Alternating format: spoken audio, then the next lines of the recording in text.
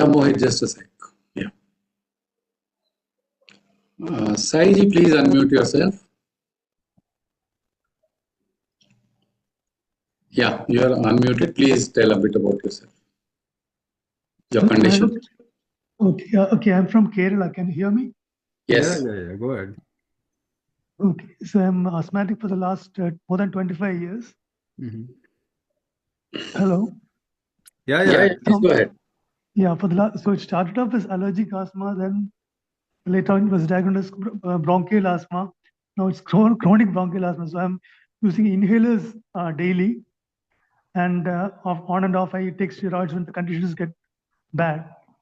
So and that's the situation. And for the last almost 13 years, I have blood BP also.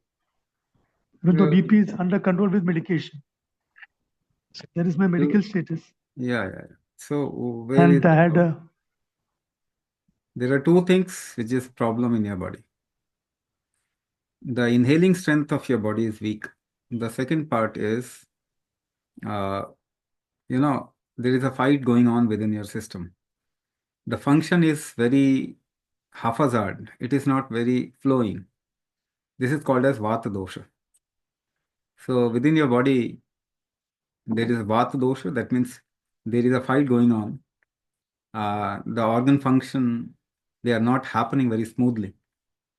Your inhaling strength is very weak. So because of weak inhaling strength, the absorption quotient of your body is weak. And you get into frequent immune upsurge, which can be called as adrenal overactivity. So there is an immune response which happens in your body because of the risk that gets created due to weak inhalation, weak absorption, weak metabolism. This weak inhalation is causing weak metabolism. The metabolic heat is also very low. So the body, on the other hand, will always tries to increase the blood pressure for the flow to happen properly, for the absorption to happen properly. And therefore, it's not blood pressure as such. It is a protective thing that your body is doing. So two things, weak inhalation. The second part is Vata dosha. Now, weak inhalation can only be enhanced through kumbhak. You can't take any medicine to improve that strength, or no medicine can improve that strength. No food can improve that strength. Medicine, be it chemical, be it natural, or any kind. So there is no solution with medicines to this problem.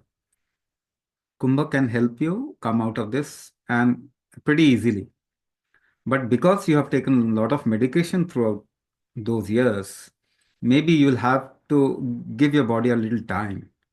So I would say just do Kumbhak for 6 months and you'll be out of it. Right?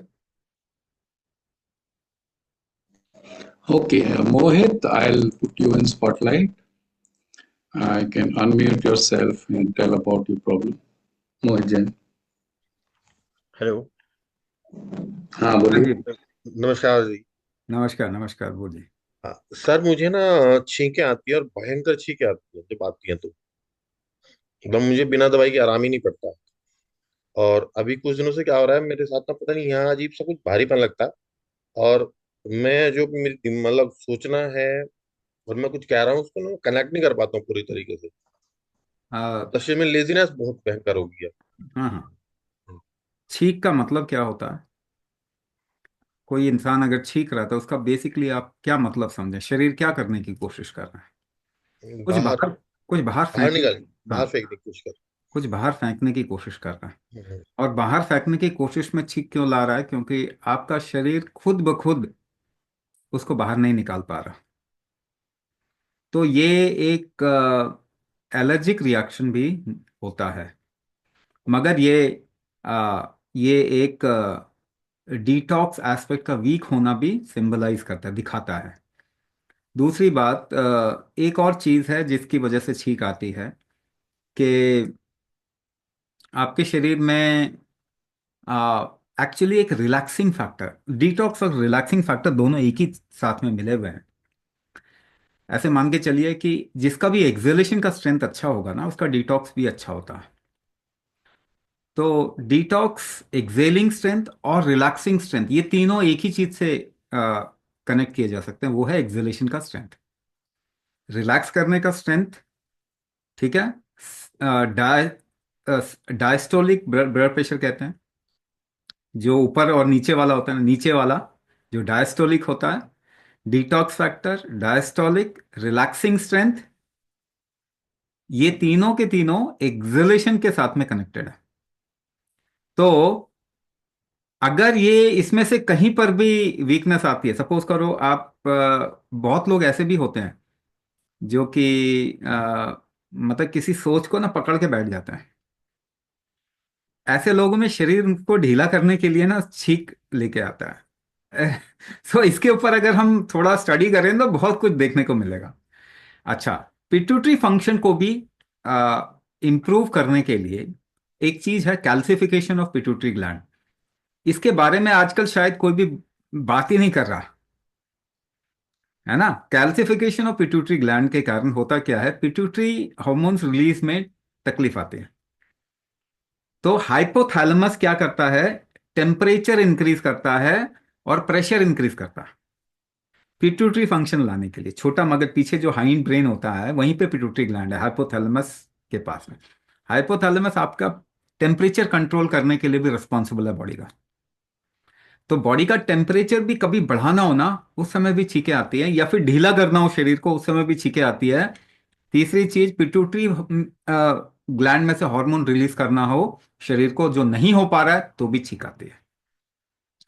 कई चीजों के साथ में associated, मगर acceleration की strength week हो तो ज्यादा छींक आएगी।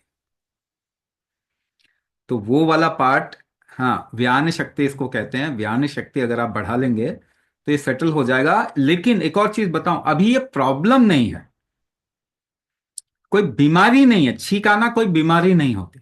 हाँ, अनम्यूट करके बोलेंगे तो पता चलेगा। छींक आने से क्या थोड़ी तकलीफ आ सकती है, मगर सर ये मेरी कोई मेरी हम्म। चेस्ट में भी पेन हो जाता है, मेरी बैक में भी हाँ मेरी हाँ बैक में हाँ। बहुत ज्यादा पेन हो जाता है।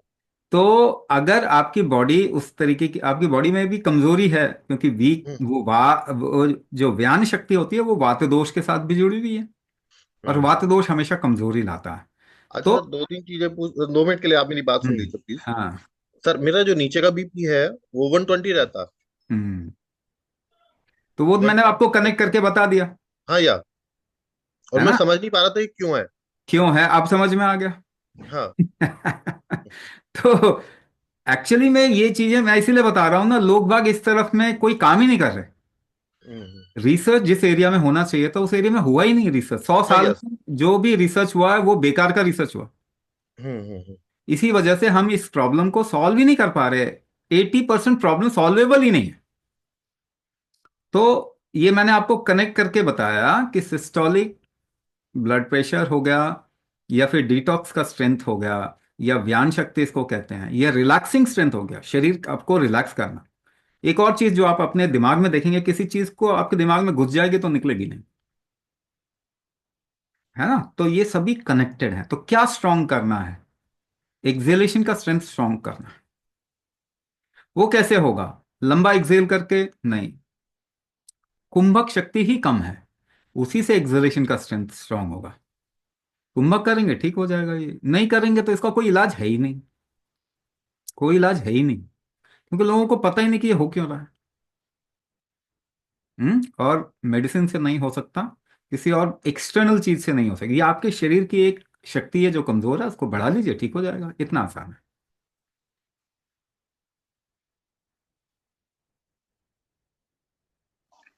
Usha Navlakaji, are you suffering from respiratory problems? Can I put you in spotlight and you can tell about yourself?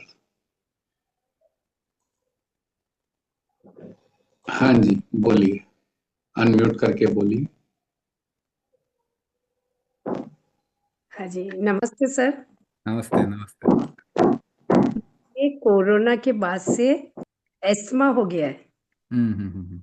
तो मुझे इनहेलर लेना पड़ रहा है और रेस्पिरेशन में दिक्कत आती है। दक्षिण बल कहते हैं, सांस रोकने, कोई भी काम करेंगे तो जोर सांस फूलती है, हाँ जी, सीढ़ियाँ चढ़ने में सांस फूलती सीढ़ियां है। चढ़ने में सांस फूलती है। दक्षिण बल कमजोर है यानी सांस रोकने की क्षमता कम है, उसको बढ़ा लो।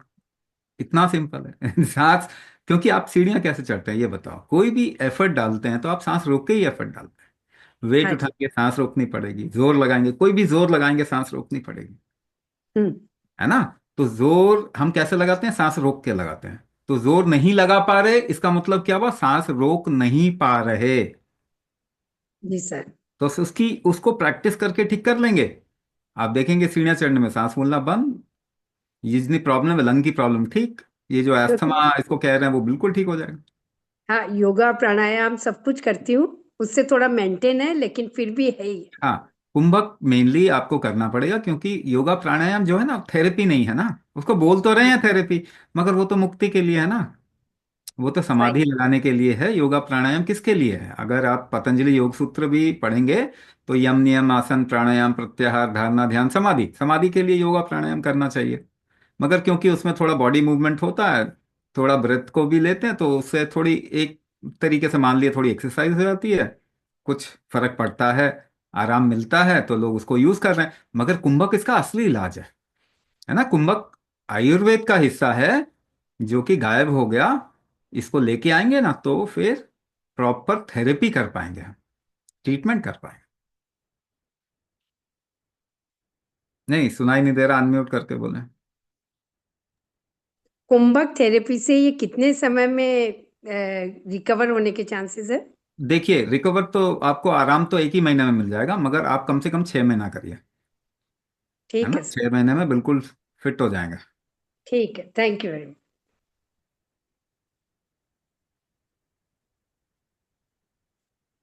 Adesh Srivastav ji, do you suffer from any respiratory problem? Adesh Srivastav, can you hear me? If you can, give me a thumbs up.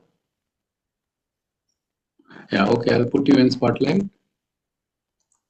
मैं आपको spotlight में डाल रहा हूँ. You can unmute yourself and tell about your problem.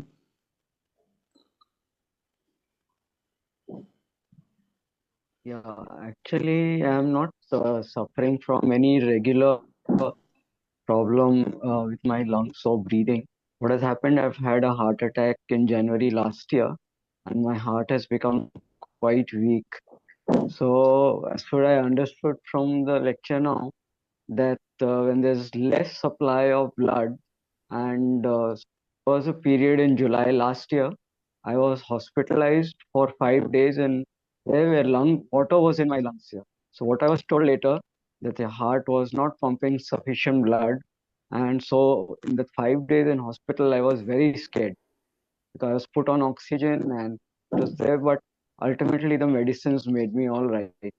But for future, I do want to make my lungs much better. So make sure, heart I'm trying to make better with a lot of walking and strength. There is my left ventricle has become weak and it's not pumping blood very well. But I walk something like 12 kilometers a day so that my heart keeps pumping well. But I think, in my personal opinion, my lungs also require to work well. See, the thing is, if you have been given a limited supply of energy, Yes, in yes. your life you have been given a limited supply for limited quantity of energy, actually. So the more you Okay. spend your energy for improving the heart function, it may, if the energy goes weak at a certain period of time, it may collapse also. There are many ways to think about how to make something better.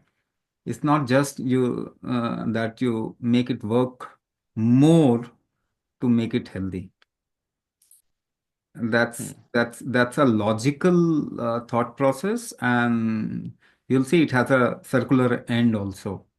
That means if you dehydrate or if you deprive yourself with or exhaust yourself with all your energy, the heart may also collapse. So don't try to push yourself too hard. First of all, don't try to push yourself too hard. Just see the comfort of the body also while doing whatever activity you're doing. there are two problems. The left and right side of your body is not aligned, especially the middle part of your chest, which is called as Kaudi. So there are three alignments that the body needs. One is Nabhi, which is navel. The second one is middle of chest, which is Kaudi. And the third one is Nale, which is inner thigh. Right? So your chest is not aligned. The second thing, you have a LVH, huh? Left ventricular hypertrophy. Yes. You have an LVH. So it is because of a disalignment, there is a weakness. The second thing is you have a, again, weak Dakshin Bala, holding strength is very weak. That means lung is compromised. Lung is also compromised. So heart lung function, if you say it is not just heart function, it is heart lung function which is compromised because of a disalignment of Cowdy. You can become better. One thing is we can give you something to align the Cowdy, but you'll have to leave your number. We'll take a little more detail and send you to the right program. At this Okay. point of time, whatever you're doing, your situation is not okay. Okay. Mhm.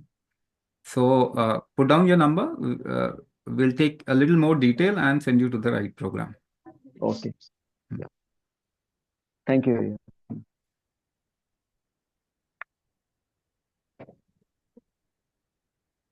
There are some questions. Because of food allergy, there is too much of histamine release, which is impacting the lung health. How will Kumbhak therapy help in this? This is a question from Rajender ji. Allergy. Why allergies are increasing in the world today? Allergy basically means your body is not accepting whatever you are supplying, or whatever you are giving to your body is not accepting it. So allergy क्यों हो रहा है? क्योंकि आपका शरीर वो जो आप उसको दे रहे हैं वो एक्सेप्ट ही नहीं कर रहा. दूसरा पार्ट, वो एक्सेप्ट क्यों नहीं कर रहा? There can be a reason for whatever you are supplying. जो आप दे रहे हैं वो गलत है. Your body is not designed for chemical intake, but you are putting chemical in your body. आपका शरीर केमिकल खाने के लिए डिजाइन नहीं हुआ था. जैसे डीजल की गाड़ी में पेट्रोल नहीं डाल सकते, पेट्रोल की गाड़ी में डीजल नहीं डाल सकते, मगर आप यही कोशिश कर रहे हैं. You are doing it. ये शरीर केमिकल इनटेक के लिए डिजाइन नहीं हुआ. And from childhood, from the moment a child is born, we are putting incessantly chemicals for all the good reason. We are destroying the body. तो ये फिरंगियों की चाल में आप फंस चुके हैं. सबसे मूर्ख प्रजाति होती है फिरंगी, है ना. इस चाल में आप फंस चुके हैं. आप क्या करोगे? सभी ड्रग एडिक्ट तो सभी म्यूटेंट बन चुके हैं. तो एक चीज आप हमेशा गांठ बांध के रखो. Your body can correct you. Nobody else can give you health. आपको हेल्थ कोई और दे नहीं सकता, आपका शरीर दे सकता है. भगवान आके आपको हेल्थ नहीं दे सकते. स्टैम्प पेपर पे लिख लो, भगवान भी आके आपको हेल्थ नहीं दे सकते, आपका शरीर दे. जो body can only give you health. So stop destroying this body. इसको एम्पावर करना शुरू करो. Kumbhak is a methodology to empower the human body. ये आज के टाइम पे इमरजेंसी में सबके लिए जरूरी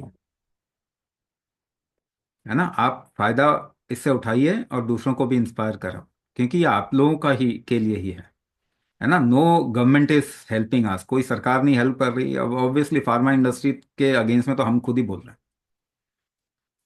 तो वो तो हेल्प करेगा नहीं कभी हमको. तो इट इज, देखिए आप कुछ भी करिए, but at the cost of your health, वो बहुत गलत हो जाएगा. सो एम्पावर योर बॉडी. शरीर को एम्पावर करें. पहली बात, टॉलरेंस बॉडी का कम हो गया है. If you compare your grand mother, grand father with you, अपने दादा दादी, नाना नानी को अपने साथ में कंपेयर करो. उनकी शरीर से जोर लगाने की क्षमता ज्यादा थी, आपकी कम है. They can use their body in any which way, and they didn't get into all the difficulty. But you are using your body even gently and you are getting into difficulties. आपकी जोर लगाने की क्षमता कम है. तो जोर हमेशा कुंभक से लगाते हो. कुंभक उनका स्ट्रांग था, आपका कमजोर है. आप कुंभक बढ़ाओ. अदरवाइज ना तो लंग डिजीज कम होने वाले, ना हार्ट डिजीज कम होने वाले, ना क्रॉनिक डिजीज कम होने वाले. Heart attack has become number 1 cause of death in the world today. Cancer epidemic बनने वाला है. ऑटो इम्यून डिसऑर्डर, एलर्जीज बढ़ती जा रही हैं, हिस्टामिन इंटॉलरेंस बहुत ज़्यादा है इस वक्त में। More than 70% people are suffering from histamine intolerance, क्योंकि आप कुछ डाल रहे हो शरीर में which is hybrid, inorganic process, genetically modified और केमिकल। वो your body is not design for it. तो आपका शरीर क्या करेगा जब ऐसी चीजें डालेंगे? तो हिस्टामिन रिलीज करेगा, जो कि इसको नलीफाई करेगा, बाहर के रिस्क को। अब बार बार हिस्टामिन रिलीज होगा तो your body will become histamine intolerant. Allergy हो गया अब। It is happening with food, it is happening. अरे लोग गेहूं खा रहे हैं तो एलर्जी हो रही, मतलब खाओगे क्या? हाँ, कार्बोहाइड्रेट से एलर्जी हो रही है, मालूम है आपको? Diabetes is carbohydrate allergy, thyroid is protein allergy. आपको भोजन से ही एलर्जी हो रही है, क्योंकि आपका शरीर इस लाइक टॉलरेंट ही नहीं है, टॉलरेट ही नहीं कर पा रहा। टॉलरेट करने की क्षमता कमजोर हो गई। एलर्जी वही है। टॉलरेट कैसे करते हो? 10 किलो का वेट उठाओ, कैसे उठाते हैं? सांस रोक के उठाएंगे। कुंभक क्षमता कमजोर हो गई है, उसको ठीक करेंगे, कुंभक को बढ़ाएंगे, एलर्जी ठीक हो जाएगी, हिस्टामिन इंटॉलरेंस ठीक हो जाएगा, और इस तरीके की चीजें ठीक हो जाएंगी। But your body can do it, nobody else can do it. One of the last questions, Arvind ji अपनी बेटी के लिए कुंभक देख रहे हैं, 23 साल की उम्र है, स्टूडेंट है, मानसिक परेशानी है, बहुत ज्यादा ओवर थिंकिंग रहती है, so will this course help? ये इट कैन हेल्प, बट आप थोड़ा सा अपना नंबर छोड़िए, will take a little more detail, उसके बाद में देखेंगे। ये वाला कोर्स वैसे जेनरिक हेल्थ के लिए भी है ना, प्रिवेंटिव भी है ये। और ये आपकी कैपेसिटी, षड बल बढ़ाता है। षडांग प्रतिष्ठा जब हम बोल रहे हैं तो षड बल बढ़ा, 6 बल आपके शरीर के बढ़ा रहा है। देह बल, धातु बल, अग्नि बल, मनोबल, दोष बल, ओजस बल, 6 बल बढ़ाता है आपके शरीर के। तो ये जेनरिक भी हो सकता है, वो बहुत सारी प्रॉब्लम को हैंडल कर सकता है ये कोर्स। बट फिर भी आप थोड़ा और डिटेल लेंगे तो और अच्छे से आपको गाइड कर पाएंगे। Thank you, Swamiji, for taking your time to do the diagnosis and